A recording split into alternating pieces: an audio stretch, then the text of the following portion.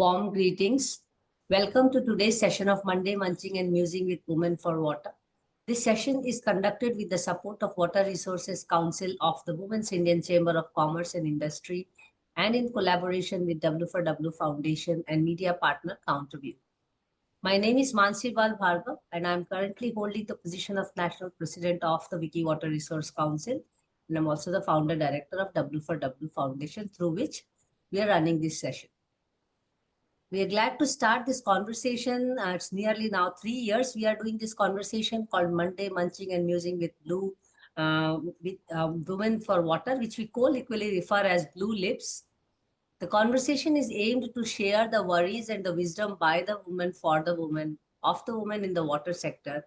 In here, we hope to learn about the water endeavors of the woman in regular disciplined manner like a master class. This is a research in progress. We hope to do a small coffee table book out of this YouTube series, which we are running.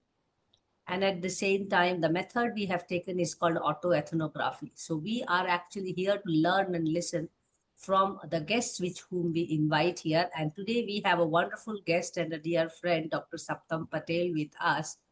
So thank you so much, Saptam, for taking out time. This is a very disciplined, as I said, class for all of us to learn about who is Saptam Patel and how is she related to water. So if you are ready and with your due permission, you know that you are we are live and also you are on record for later study purposes. I hope you are fine, and then I can just take out the small introduction of yours and then we can start the conversation. Sure? Yeah, I'm okay with that. Okay, thank you. So Dr. Saptam Patel is Associate Professor at Ahmedabad University. She's been teaching in communication since 1999. I know her for last few years only, but I have also gathered her interest in multidisciplinary as she has been working in literature, in English, gender, fine arts, women's writing, but most importantly, I got in touch with her because of her tremendous contribution in educating the young minds on the water matters. She has her PhD and other degrees from Gujarat University. She did her fine arts at State CNC and College of Fine Arts. I have also had the opportunity to look at her some wonderful arts. Maybe some other day we talk about water and arts. But she has presented her artwork all over, not only in India but abroad. So I'm just keeping it short here. And she's also actually now leading the water studio at Ahmedabad University, where I got in touch with her and I got to understand how deep this water studio is and how, intensely she is involved leading a bunch of teachers and also hundreds of students every year. So thank you so much, Saptam. And today we are going to focus on you as a woman in the water sector and not talk much about water. Actually, it's more about the woman in the water sector. I hope you're fine. We can start with the little questions. Yeah, sure. Thank you. Thank you so much for inviting me on this platform, Mansi. I think it's pleasure to be here, to be heard by people who care for water. So thank you very much. I'm happy to be here. Okay, so very simple question on when did your water journey start, or when did you start realizing that you belong there? Because in a country where water education is not in the mainstream, you have to go out of the way to take it as your interest area, as your profession. When was it with you? Um, Okay. Unfortunately, it's not a love marriage kind of thing. It's an arranged marriage. So it's like meeting water and then falling in love with it. Of course, as an academic, you're an aware citizen, and Hmm. you care for environment and you care for everything around yourself. But it started with Ahmedabad University's vision to offer an interdisciplinary program for undergraduate students. And I was a part of about six faculty members from university who were selected to design water studio at Ahmedabad University as a part of its foundation program.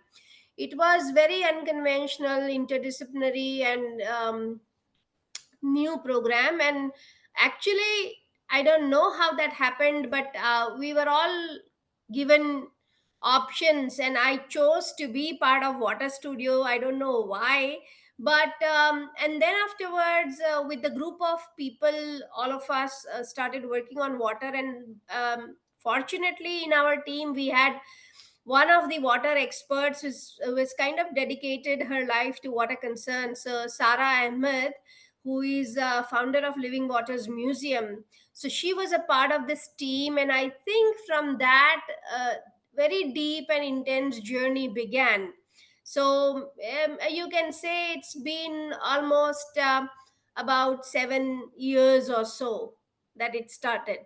Pretty late in my career, but better late than never. Oh, indeed. Thank you so much. And because you mentioned about Sarah Ahmad, I must also say that she's also one of my mentors and also advisor at the Wiki Water Resource Council. And she has been guiding all the water talks that we conduct also very carefully. And happy that the water studio is happening and I'm part of it as well now, because I have been always having this urge to teach water this way or that way. So let's move to the next question from here. You have been now knowing many water experts, I must say, but at the same time enthusiasts. You also interact with students and all. What kind of engagements right now you see with you having other than the water studio, but at the same time you seek in the water sector for yourself? So first of all, I mean, for any kind of change to happen, and this is what we're looking for when it comes to water sector, for any Mhm. kind of change to happen, there are, I mean, when we talk about it as a part of academic concept and theory, we say that there are four major pillars to driving any kind of change at a broader macro level, and education is one such pillar. All the other countries of the world or places where they've been able to manage water well have put education at the core and at the center. So I think that this is one area which is not uh, explored, which is not paid attention to. And I think if we have more and more institutions across our country, more and more schools, and if schools did that, it would be great. But schools are bound by the board syllabus and the format in which they have to go forward. But universities like Ahmedabad University can very well, I mean, they do have autonomy to kind of design their own curriculum. And if this takes the front seat, if this becomes a part of their curriculum, and at Ahmedabad University, this is not seen as an elective, this is not seen as something that you can, that you can miss or escape. And if that happens, it's seen as core requirement. Any student who comes to Ahmedabad University to study undergraduate program, whether it is an engineering student or a historian or a biologist, has to study this. So I think it's very important that education becomes an active ground platform for this. And I think I want to kind of contribute more towards it. So not only offering courses and engaging students in intense and rigorous manner, not only to water awareness but live action, and if they can participate in live projects, I think it would be great. And in fact, we have a team of faculty members who are doing water studio along with me. And my engagement going forward, not only academic, I mean, I just hope and wish that I'm able to contribute more, apart from designing courses around water and engaging students on this matter, but maybe more more active. I mean, of course, I mean, you're in class, you are very active, and you think that you're changing the way young students see world, you're changing them, you are making them owners of the environment and surrounding. But at the same time, for myself, I would want to do something and engage deeply, maybe assist you in one of your projects, Mansi, or help you around with something that you are doing. But I'd like to get more involved, um, with field visits, with more research, maybe writing about it. So definitely, as an academic, I'd like to be more engaged in water aspects. Which I mean, just putting it on a lighter note, we probably you wish to drown more in the water. Yes, So, so yes, yes, absolutely. sink yourself more. That's nice to hear. Let me just ask now. I mean, I'll move to change gear to ask questions now on as a woman and as a professor, mentor to many students in the school, and then teaching other subjects, not only not confined to water. How does a professor's life looks like when you have to learn new things, you have to follow some rules, you have to do the daily chores, and at the same time finding new passion and building that new passion around? How is your day typically looking at these days? Okay, it's pretty exciting, I would say. Um, Hmm. this is very exciting. A faculty, I mean, as if I see myself as a faculty, as an academic, as a teacher, it's pretty exciting. I don't like days when my schedule doesn't include going to the classroom. Hmm. It's pretty drag, it's boring when it's vacation time. Of course, you spend time with family, but going to a classroom is where you are alive again. And Hmm.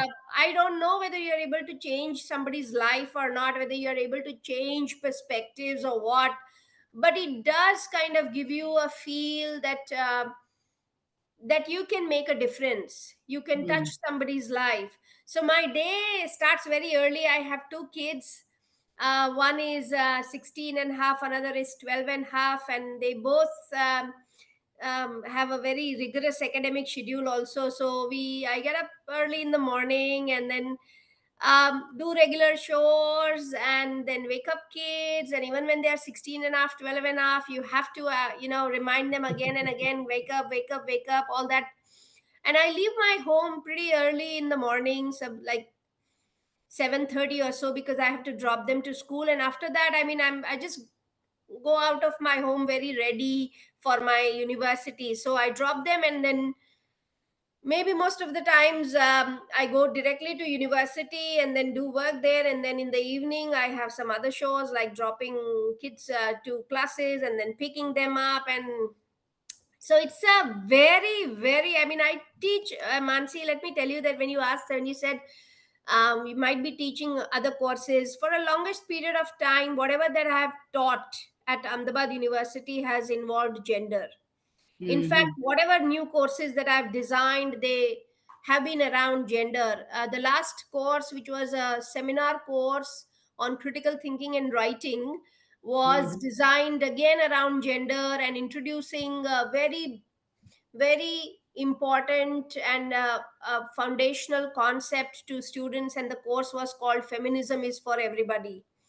Wow. And I taught this to first year students. And let me tell you, I mean, it's most, I mean, most of the time when I was teaching, I was pretty charged, thinking that it's all going in their head and it's all changing the way they think.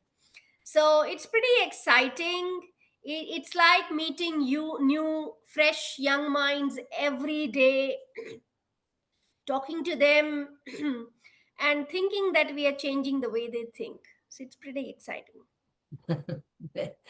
exciting, but at the same time, it is also a huge responsibility, and I'm sure you also realize that we think we wish to change, but change is not in our hands. It's up to them what path they are going to choose in their life. At the same time, uh, we feel proud when we see our students doing very well and all.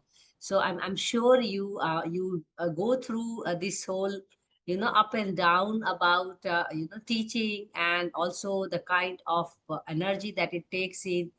How do you find time for a girl called Saptam in this entire schedule, or how do you really bring your passion profession together, and where is Saptam's time in this? Um, so, a full time teacher, a Mm-hmm. full time mother, Mother. Yes. not sure about a full time wife, but a full time mother, a full time daughter. It is very difficult. Mm-hmm. Um, sometimes a person gets lost. Mm-hmm. So, I like painting Mm-hmm. and sorry. So, so whatever that I've made in the past few years has all been at night. My art, Okay. my art that I kind of created in the past few years, big, small, it has all been at night. And Mm-hmm. for me, art is something that can keep me awake for hours and hours and hours without thinking about anything. So if I start working painting, let's say, because I think painting is what I mean by art, Mm-hmm. start painting at night, it will be morning in just no time, and I'd go back, I'd get ready and go to work and come back, and then again start painting. So when I'm painting, I don't realize what time it is, whether it is night, whether it's, but I have done it at night only because then that's the time when I when I'm not disturbed by anything else, when I'm not distracted by anything else, and I can give 100 percentage focus to it. But Mm-hmm. that's something which doesn't happen very frequently. So that Saptam, I can't find very easily, and I have to put a lot of effort in order to find. But I'll tell you that there is another Saptam, which is also a very another very important aspect, which is alive every day, every Mm-hmm. time, and that is Saptam that talks about women, Saptam that thinks about Mm-hmm. women, Saptam that um that's like gender on mind all the time. So that is what keeps me myself, alive. Mm-hmm. So I'd not say that this I'm whether I've been able to find time for myself. No, because I still get chance to speak about gender, learn about gender, read about gender, teach about gender, discuss about gender, because my profession allows me to do that. So Yes. that's like 100 percentage awake and ready all the time. So I don't feel like, you know I don't get time for myself. Mm-hmm. um yes, but when it comes to art, yes, I don't get time, but I'm happy that I'm in a profession where I can do these things, without restrictions. And in fact, at university, you're allowed that academic autonomy. So Interesting. Because you talked about gender, and today actually we are talking about women and water particularly. And let me also share with you that we have had some wonderful men talking about women and water. I mean, I'm sure you agree. You will agree, or of course you have the choice to disagree. The idea of women carrying, this superwoman syndrome all the time, and doing all the taking all the responsibilities, and at the same time trying to reach or attain all the responsibilities with perfection to their own idea of perfection.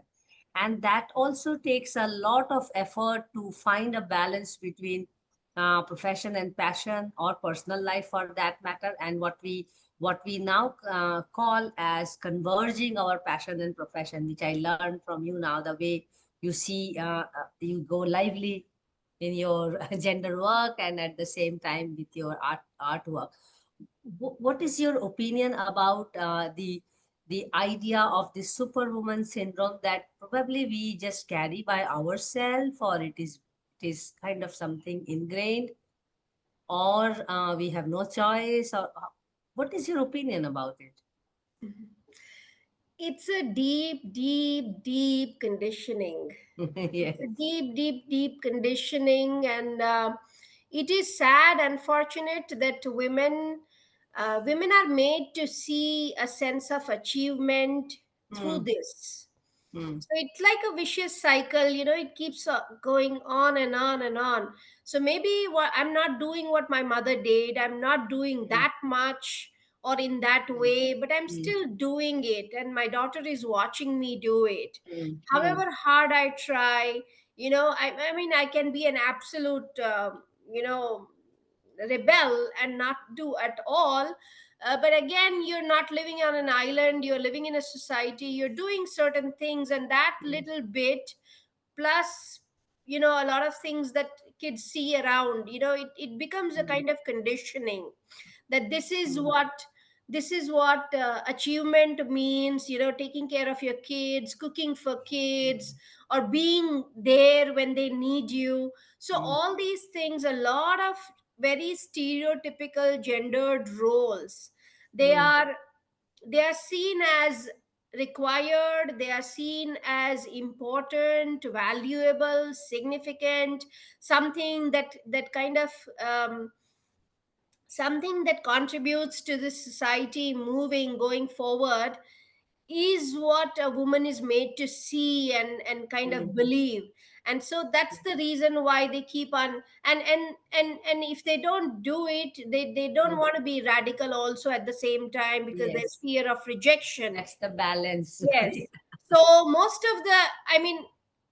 of the people, even when they're not completely adhering to the stereotypical roles, they're still kind of doing a bit of it. And I think we're talking about, I mean, somebody who has access to Zoom and somebody who has access to a live session like us. Mm, mm. We're all educated people, but and for us it could mean something different, like a Yes. conditioning, or patriarchal practices, or agencies. But at the same time, there are a lot of women who have little hope in breaking Mm, these stereotypical roles that they follow. I mean, there's little that anybody else is doing around them and doing enough to break this conditioning. yeah. So I see this as a very big tragedy, Mm. um, with women. Actually, I mean, that's what we have been also teaching in Women and Water for most of the time, where vulnerable women's life and their opportunity cost that they incur in engaging in water practices at home. And I have attended your courses, so it's very inspiring the way you put it together. Very, very inspiring. But yes, you rightly mentioned the overall societal aspects are very clearly, at least in water sector, I think it is the most clear way where we see patriarchy, or where we see women being burdened with the water responsibility. At the same time, the disappearance of women in the water decision making is equally striking, and that's where I'm moving to the next gear and to the next round of questions. Actually, on one hand, we see women in the water sector being so vulnerable, and then they are spending most of their time of every day in life securing water for the family. But at the same time, we are also seeing serious crisis in women leadership in the water sector. I mean, for to be honest, I mean, Sarah should have been here today.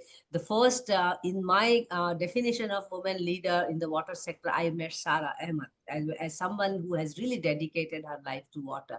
What is, you know, what is really hurting me for so long, since I have been also working in water sector for such long time, that we now at least have some critical mass in the water sector as women professionals who are working in the water. We are still lacking many leaders who are known in the water sector.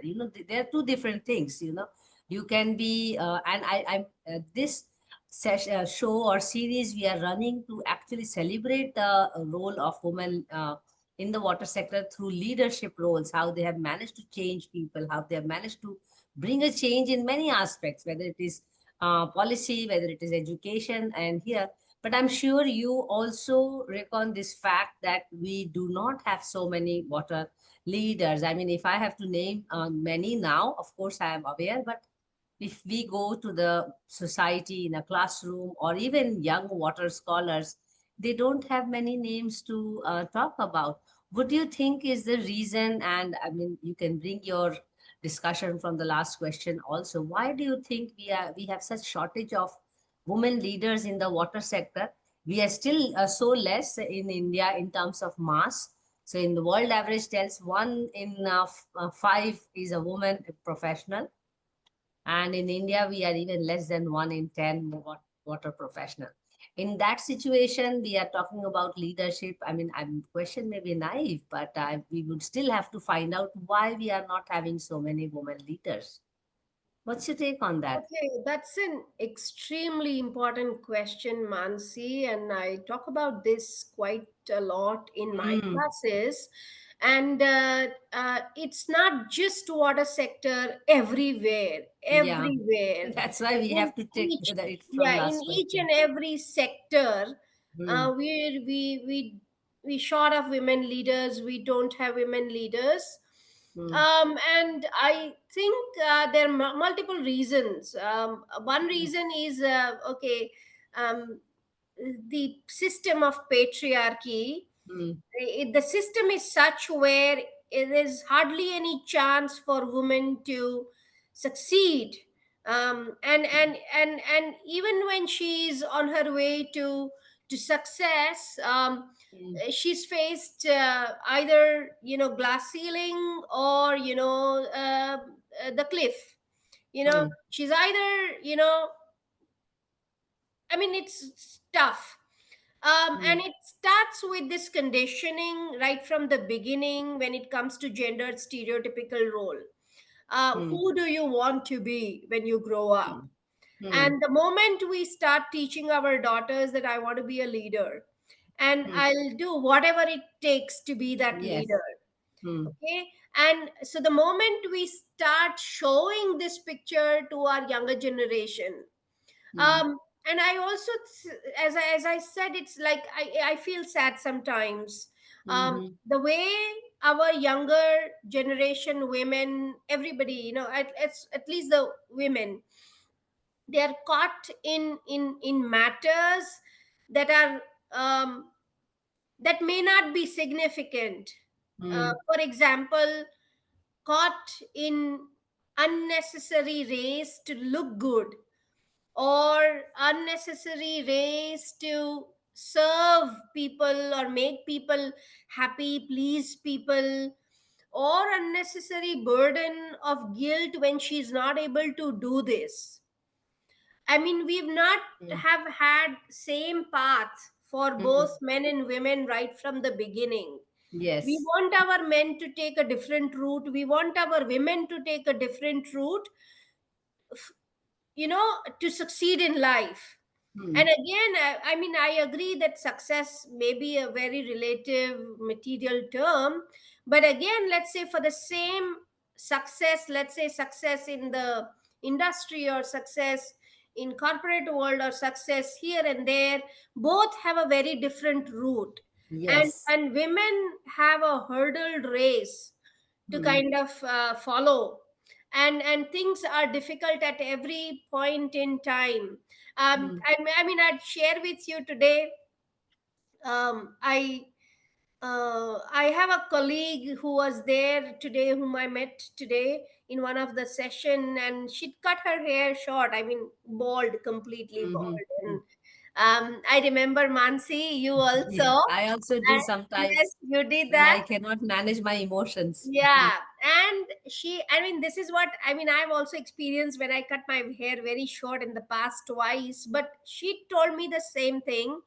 She said, Saptam, I mean, for years, I kind of was, kind of, I was stuck, with this.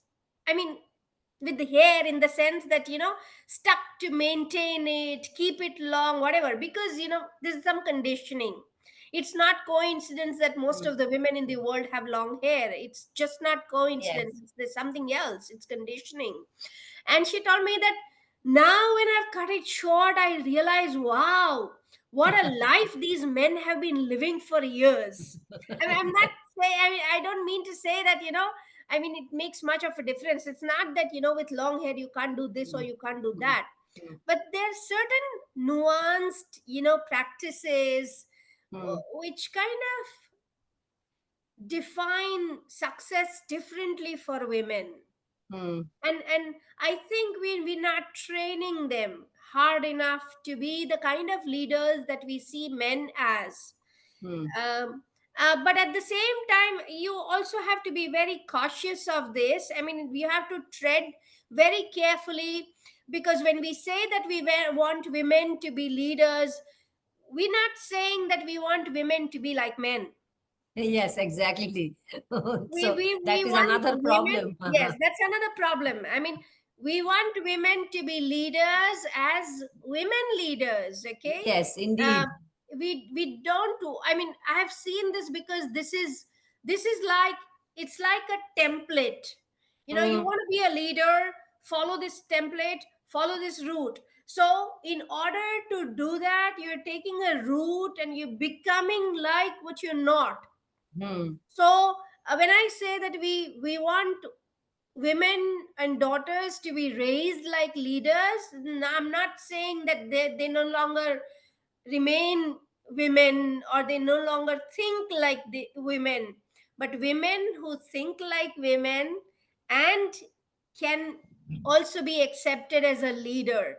But mm. because we have a very stark contrast when we talk about leader like qualities, and they Yes. basically do not align with feminine qualities, and so it becomes very different for people to accept somebody with feminine qualities as leader. I mean, I Mm, it's a very, very tough road, and mm. it's a struggle. And that's the reason why people give up easily. And as you said, there are so many people, even in the education sector, in our classrooms, we have so many we have men and women, numbers, ratios same. A lot of women get enrolled in tertiary education like universities, Yes. and then most of our gold medalists have been females, so they Mm, do very well.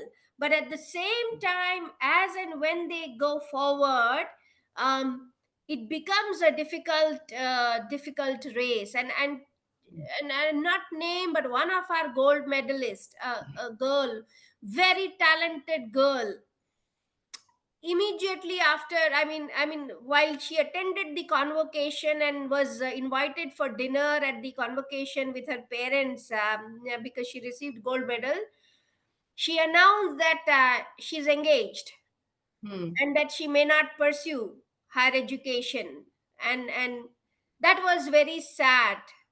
So just like, I mean, I'm assuming, I'm just imagining a situation where this gold medalist is a male, and came for dinner with parents and said that I got engaged, and so I'm no longer going to study further. And how impossible situation that may seem for all of us. mm, And mm, if that kind of situation seems impossible, even if it's a female mm, gold mm. medalist, that is when we will have more female leaders. Interesting. You raised some very interesting point because all my life, I mean, now that I flow like almost like water, but I have always questioned why success and what is success. And when we read through the leadership, I somehow, it is my subjective opinion. but I somehow feel the very idea and definition of success itself, and you use the word template, is masculine. So if woman is able to do this, what men have done, and they have been on the top or they are famous, then they are successful. And I mean, I'm always questioning that, to the extent that I have become so fanatic that I ask, and I'll also tell my students, why do we have to be successful for that matter? And who defines success for me? That's more on the spiritual side. But coming to the idea of being successful, or we are talking about leadership here, we know that in any system, any setup, or any organization, leadership in principle is a gender neutral, and also it is a pyramidal position. Whether we talk about politics or institution or organization, uh, which means it's really one in so many. And the ladder, you already mentioned that it is a hurdled process for women, as more hurdled process. It's not easy for men as well in a pyramidal setup. Still there are some specific skills which defines a good leader. You already had hinted some of them. I would still like to know, from your opinion, who do you see as a good leader, or what kind of traits or skill sets you look up uh, into a good leader, or you define a leader to be a good leader? And maybe a follow-up question, you can take it up, because you are so well articulated in your points, because you have been working on gender areas for so long. So these traits and skills, some of them may be inborn, some may be upskilled. So maybe you can highlight that aspect as well. So leadership, if you're talking about traditional leadership, yes, it's pyramid structure. But Yes, if we are talking about feminist leadership, yes, like maybe not necessarily, feminist leadership, would say that I'm a feminist and I'm a feminist leader, but somebody who is yes, an inadvertent feminist, like yes. thinks like a feminist, I mean, Hmm. may not call himself, herself, a feminist, but Yes, somebody who thinks like a feminist would not see this as a hierarchy, yes. The would first thing involve, is this. yes, more inclusive environment, Hmm. more empowering environment, Hmm. and where decisions are, taken in consensus and not, Hmm. laterally. So Hmm. I think I and more more and more organizations, not many though, but we are Hmm. having more and more organizations kind of following this, but not Hmm. enough though. I mean, if we had enough organizations following feminist leadership, then we'd have more female leaders. Hmm. But a leader um who is more concerned towards not only self, but society and environment. When we say society, it does not only mean people around them, Hmm. but environment around them, and makes an effort to contribute to it. And somebody who is not only, hell-bent on maximizing the profit, but Hmm. also cares for people and environment around, would make a good leader. Now the moment you kind of put maximizing profit as an alternative, or Hmm. not as your focus area, uh, it's very difficult for company to see you as a leader, Hmm. because a Hmm. leader is somebody who is very good with numbers and can, take the profit margin from here to here, or is able to show the difference in performance in more Hmm. tangible, concrete ways, Hmm. is somebody who is seen traditionally as a leader. The Hmm. moment we move from tangible to intangible, from visible to invisible, from people to surrounding. That is when, I think that is what I would say a true leader would be. But hardly do we see people, and mm, whoever, they are usually, let's say, with NGOs, they are with active, they are like activists like you. um, these are mm, the people who probably I would call as leaders, people who can drive change. But otherwise, most of the organizations would, because they kind of want to maximize profit or want to kind of perform well, uh, are people who would kind of opt for traditional leaders. So leadership, I believe, is when you are able to empower people with whom you work, and mm, kind of enable them also to do these wonderful things around them. So interesting. I would see that, see these people as leaders. Yeah, when you were talking, I was already thinking about a kind of a graphical situation, because it's not that black and white, but I'm imagining as a 3 by 3 matrix of men, women, and other genders, masculine, feminine, and leadership, the traditional leadership way of maximizing profit. And then we see these 9 boxes and see some skill sets. I'm sure still there are, I mean, because there are a lot of leadership training programs that happen.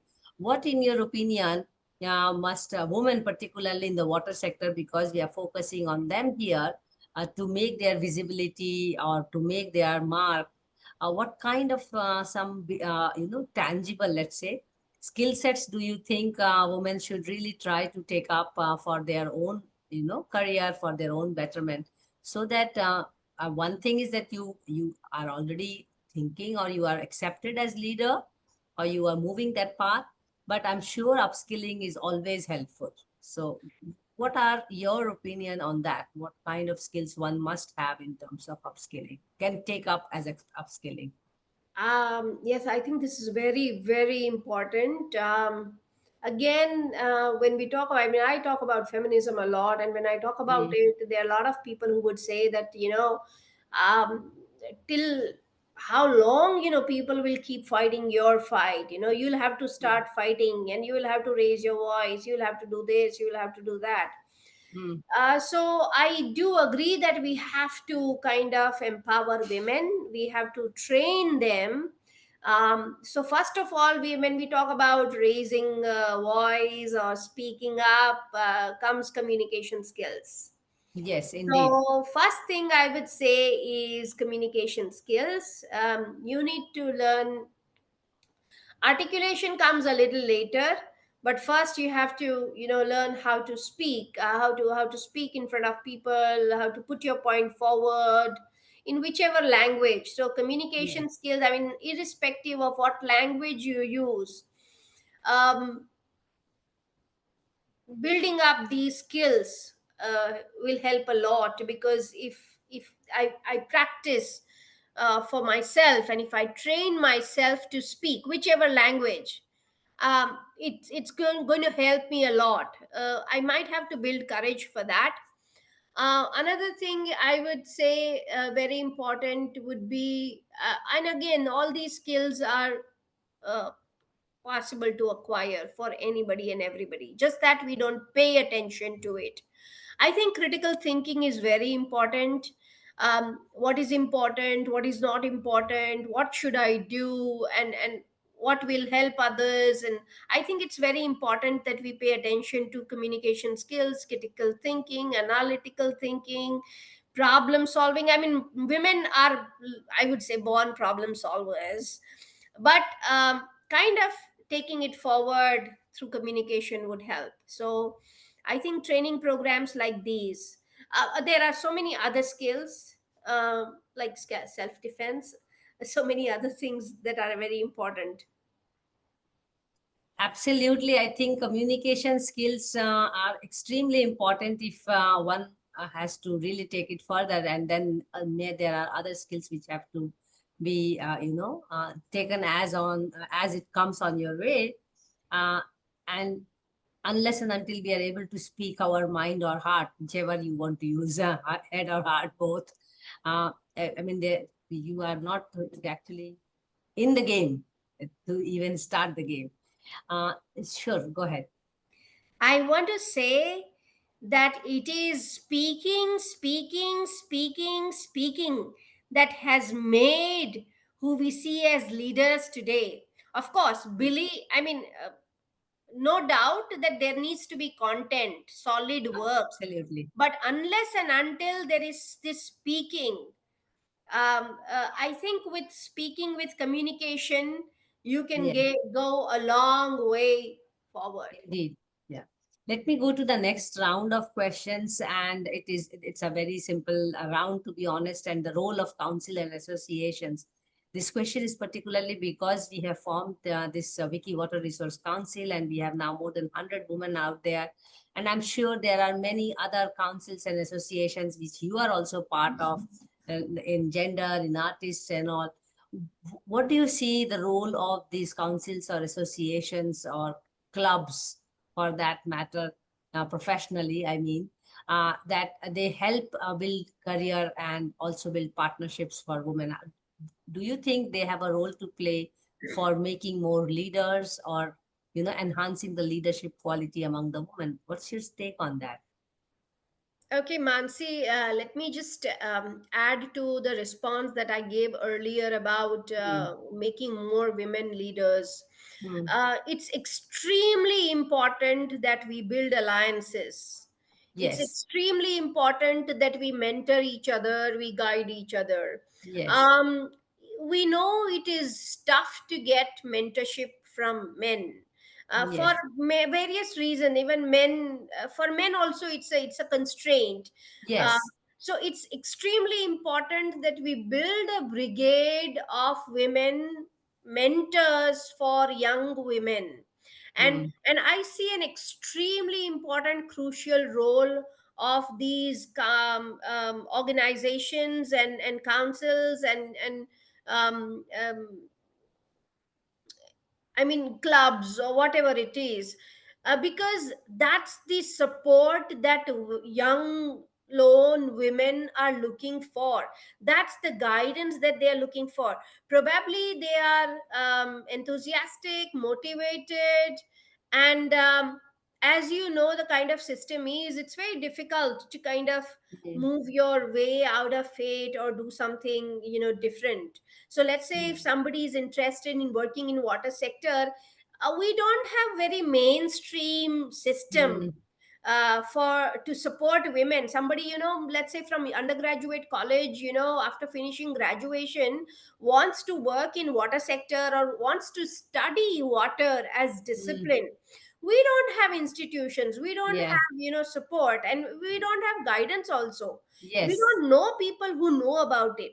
So I think organizations like these are extremely important, and we would wish that your organization grows bigger and bigger and bigger, so that it has its reach everywhere, and it can Mm, guide people. So I think that this is very important in any sector, but especially water sector, because it needs our urgent attention, that these organizations play a very very crucial role. But what we would also want is these organizations to be more and more visible to more and more people. So mm, again, using the communication strategy, if you are able to design strategy, and if you are able to reach more and more people at all levels through any mm, other alliances, that would also be great. I mean,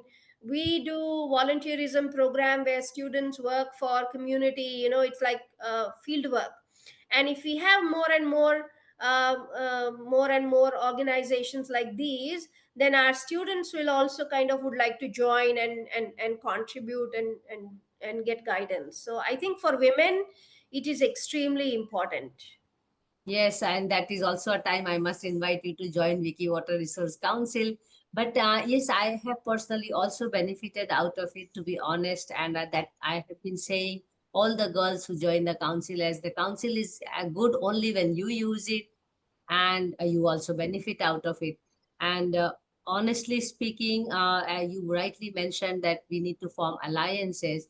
And what I have learned in last 3 years of being part of the council and leading the council also is having this critical mass of, some high powered or highly intelligent women in the water sector, highly dedicated women in the water sector, and learning from them what they are doing and trying to see how we can collaborate, how A and B can collaborate, X and Z can collaborate, and A and Z can collaborate. And this is extremely important and kind of also very interesting to see how you can bring these connections to people who don't know each other, but they have kind of a professional match. Some people have the personal match that they can work together and all, and that, and I have found it quite helpful and useful, and I have been actually advocating for being part of it, to be first part of the mass, as a critical mass of council. And I think I take your suggestion very seriously. We have not have had managed to do a lot of work through the council, but this is one of the council activities. And I sincerely hope that someday we start talking about water women and why to be in the water sector. I mean, that has been one of my dream project also, to go to schools and really talk about why water needs to be educated, and water education is important, and why it is important to really have the role of women also very, anyway, we have not managed to start that initiative, because you again need hands and hearts who are willing to do that, because most of the women have their own career, own work, and then it becomes very tricky how people are going to spend time for the council.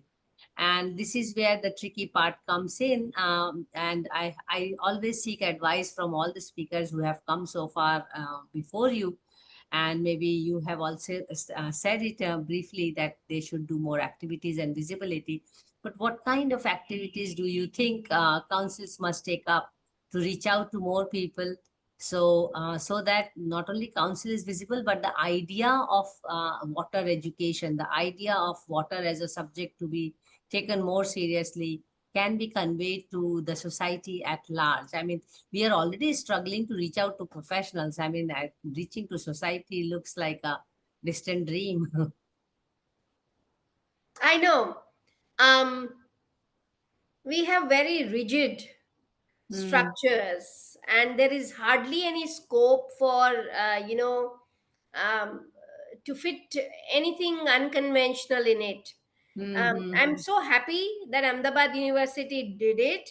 But otherwise, if we talk about schools, industry, Hmm. organizations, whatever, it's very difficult. I mean, unless and until you have an internal supporter, Hmm. it's very, very, very, very difficult. But I think, and it's a tough job, I know it's very, very tough job. It's like hitting the wall again and again and again, with the Hmm. hope that someday you'll be able to So penetrate. I will fall. Yeah, someday you'll be accepted. I know it is like that, but I think, yes, at 2 3 levels, of course, schools, colleges, institutions, definitely. But if somehow this can happen at the policy level, Hmm. some like changes in the foundation somewhere, like, Hmm. let's say we're talking about schools and colleges, but what if the textbook talks about Hmm. water? What if there is a textbook on water, an entire textbook on Hmm. water? Like in English, they have 2 3 textbook in school. In Hmm. maths, they have 2 3 textbooks. So they do kind of have multiple textbooks. And what if this is seen as um, you know government's response to the urgency Hmm. that we are Hmm. in, and like a textbook introduced, a very different kind of textbook, a very different kind of course. So I think this is one way. And I think our corporates do kind of train their employees, for Hmm. communication, for leadership, for negotiation and persuasion skills. What if we had training programs on these? So along with being more inclusive, more leader like, more articulate, you're also getting trained um, to for what's a wise consumption of anything and everything. How to be a mindful consumer or Yes. mindful consumption. So let's say a training program, if that, like we have training programs and on posh, right, and it's Hmm. mandatory. So let's see if this is seen as government, central, state, or an organization's response to the urgency, and if this is introduced, and if we are able to do that, then that would be great. I mean, something like that. Yeah. It's just wishful thinking and kind of creative mind working. Maybe also have some programs on how to be more sensitive and sensible. I mean, it's a very simple thing, but I don't have any clue if these two words have ever been used as a training program, that we will train you to be more sensitive and sensible. I mean, then the environment can come into picture and all. Yeah, I mean, Anyway, again, same. This is sensible and sensitive is seen as feminine qualities, and it yes. doesn't go hand in hand with leadership. And so, when they are trained for leadership or doing well in any profession, this is not That's included. yeah, and also you are actually trained to be tough, not Yes, soft, yes, yes, because yes, vulnerability is seen as a weakness. I mean, yes. that's a pity. Agree. Anyway, these are very interesting topic, and knowing your expertise in gender and studies, we can go on and on. That it brings me to the last round of questions. Very simple questions and focused more on youth. It is not at all difficult for you, and it's a two-part question. One is, what will be your message to the younger generation, that they should take water education more seriously, or they should join water education? That's one part. Maybe I can ask in two different questions, because both questions get mixed up otherwise. What's your message? It's a very short message. We use it as a bite. Okay. So my message would be that if you're watching this, if you're hearing this, you're somewhere, somehow contributing to the scarcity. We're living in Hmm. the world of tragedy of commons. You are probably causing this tragedy knowingly, unknowingly. So Hmm. be sensible and sensitive and participate and contribute to awareness, conserve water, and secure your future.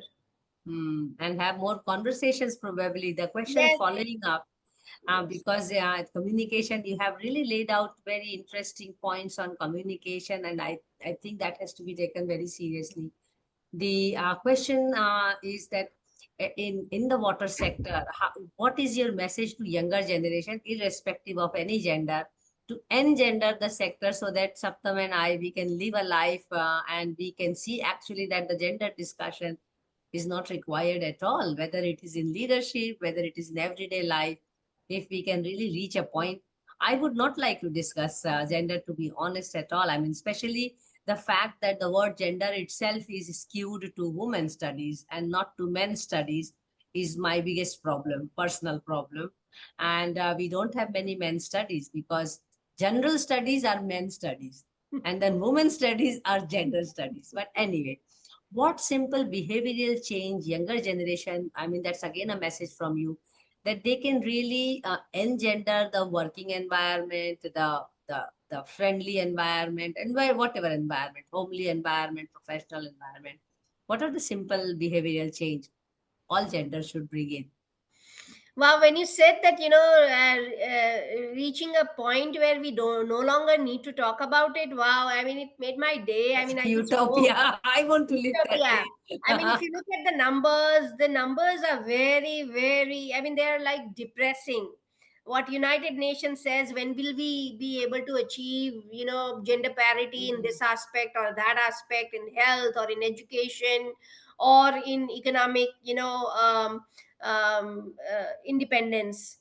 These numbers are very depressing. However, I would say that, let's say there are few things that we need to do, right? Mm, Teach anybody and everybody as young as a 3-year old, or mm, 17-year old is, I would say there's one word which I would say is a key to mm, a lot of things changed and making a difference, is the mm, word respect. mm, um uh, I think start respecting people, start respecting difference, start respecting unconventional, start respecting anything unfamiliar, familiar, known, unknown, you, others. The moment you start to learn respecting others and other things, mm, we will move towards a much better place. So, and we're not taught this, mm, sadly, at at mm, at a lot of places, mm, including the households. We're not mm, taught to respect. In fact, we are taught to be surprised when we see mm, different things.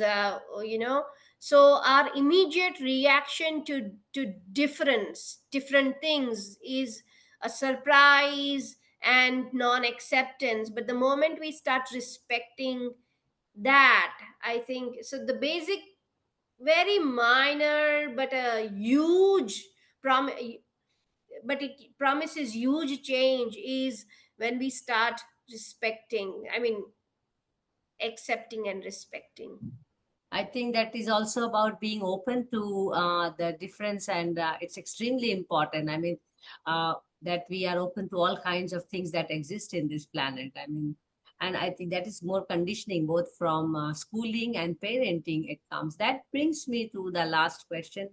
Actually, it's not a question, but just your suggestion in this conversation. If I have missed something which you think I should include in future conversations, you may advise, or or if you have any question for me, this is also the time you may ask. No, I think you had a wonderful set of questions. In fact, some of the questions I had not expected, and it, kind of brought joy to me, like who is Saptam and what is her day, what does her day look like. I mean, I'd not expected, but I think these are wonderful set of questions. It was just great to be talking on this platform with you, Mansi. You've done so many sessions, Monday musings. Oh, definitely you would have, I mean, you would have It's a rich dubbed. learning for me. Yes, very interesting, valuable insights from your conversations, and it's all showing in the set of questions, plus your comments as well. So thank you so much. I'm really happy to be here. I did not expect. I thought it's going to be very professional, No. talking about the things that we do in the professional world, but it's very personal and close to self. It's natural. It is, as we call it, it's like a flowing conversation. Thank you so much, Saptam, for this enlightening interaction. I mean, I have enjoyed it thoroughly, and I hope you also enjoyed this conversation. As you just mentioned, may you remain an inspiration to others. I'm so grateful to have learned about your water endeavors, and also your thoughts and ideas how to make it better. Not only for women but for others, in terms of leadership, in terms of being just a human who is sensitive enough and working on environment. um, I was expecting this conversation to be just like the way it happened, so I'm really grateful to you. In here, we shall continue with our Monday munching and musing with water for every Monday at 5 p.m. whenever we have some appointments and schedules given by these wonderful women. And we look forward to learning more and more from them about their life, about their ideas, and about their journey in the water sector. You may please follow us in our social media platform. But before I leave, I would like to announce that on next Monday, that is July 21st, we have Dr. Swati Ganeshan to speak with us. So we are really looking forward to this conversation. Thank you so much, Saptam. Please take care of yourself and we see each other soon. Bye-bye. Thank you so much. Thank you so Bye-bye. much. Bye bye. Bye.